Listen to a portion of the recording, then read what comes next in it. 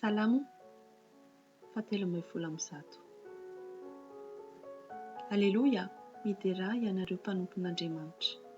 Midera ny anaran'Andriamanitra.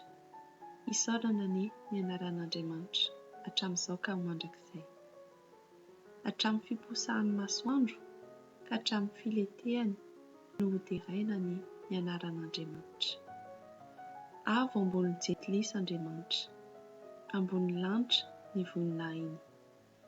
Iza no tahaka ny Tompo Andriamantsika izay mipetraka any amin'ny avo, nefa miondrika mijery ny any an-danitra sy ny ety an-tany? Manangana ny malahelo hiala amin'ny vovoka izy, ary manandratra ny mahantra ho afaka eo amin'ny zezika, mba hametraka azy ho naman'ny mpanapaka ny olona.